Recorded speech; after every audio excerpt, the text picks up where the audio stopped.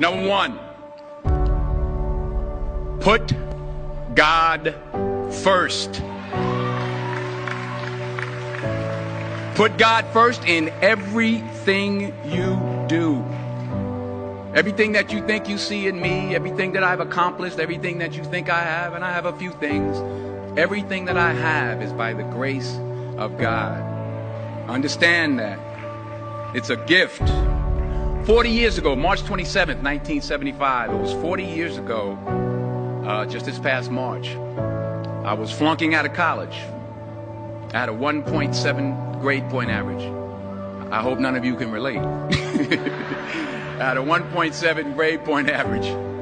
I was sitting in my mother's beauty shop. They still call it beauty shop now? What they call it now? Yeah, I was sitting in the beauty parlor.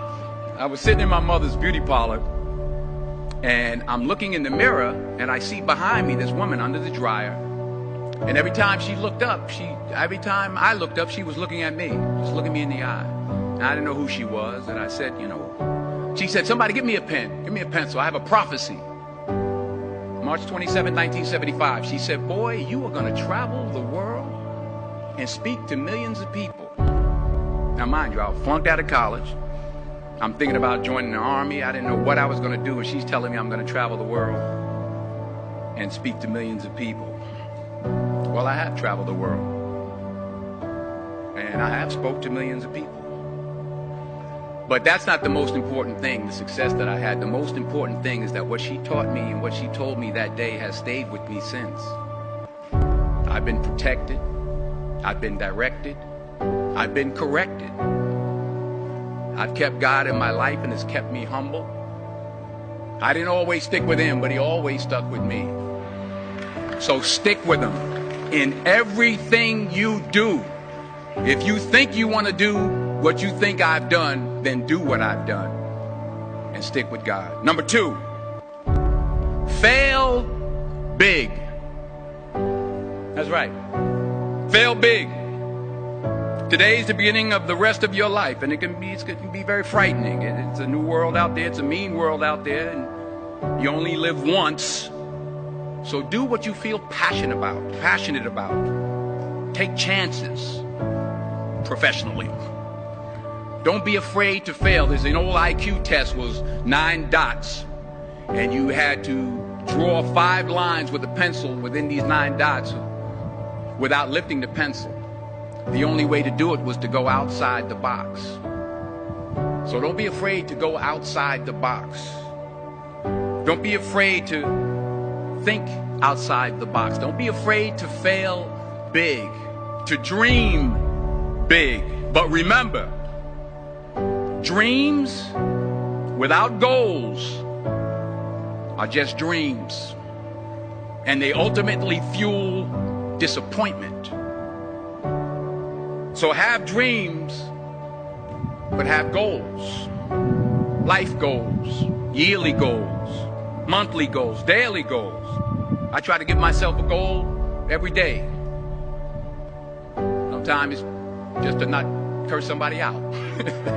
Simple goals, but have goals.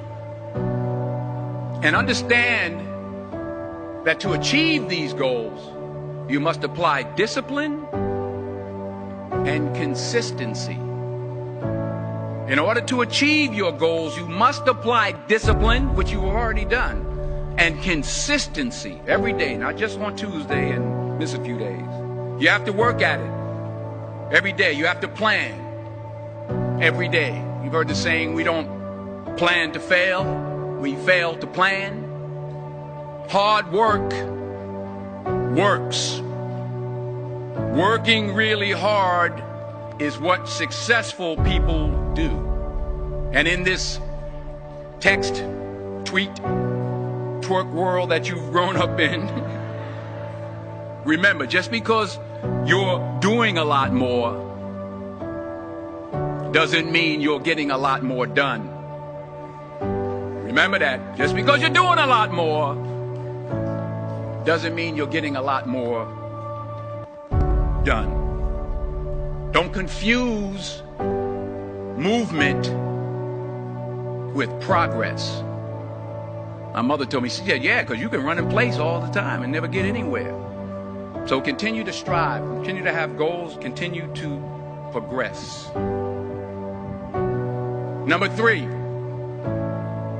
you'll never see a U-Haul behind a hearse. I'll say it again. You'll never see a U-Haul behind a hearse. I don't care how much money you make, you can't take it with you. And it's not how much you have. It's what you do with what you have. We all have different talents. Some of you will be doctors, some lawyers, some scientists, some educators, some nurses, some teachers. Yeah, okay. Some preachers. The most selfish thing you can do in this world is help someone else. Why is it selfish? Because the gratification, the goodness that comes to you, the good feeling that I get from helping others, nothing's better than that. Not jewelry, not big house I have, not the cars, but it's the joy. That's where the joy is, in helping others. That's where the success is.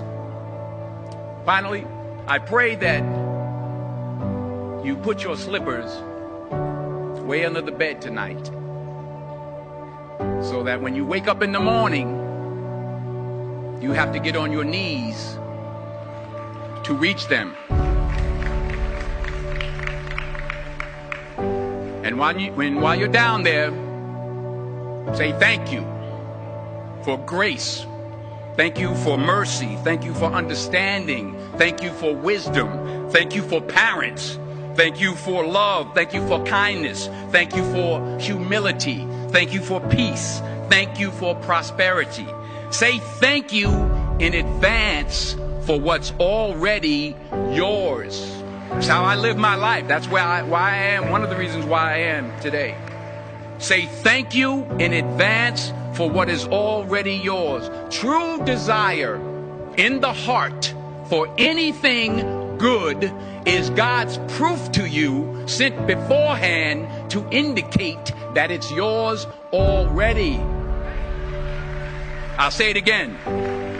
True desire in the heart, that itch that you have, whatever it is you want to do, that thing that you want to do to help others and to grow and to make money, that desire, that itch, that's God's proof to you, sent beforehand already to indicate that it's yours.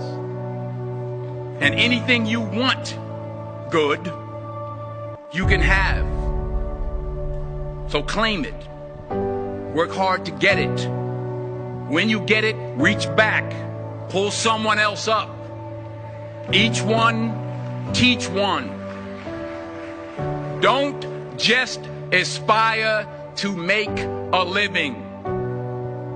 Aspire to make a difference.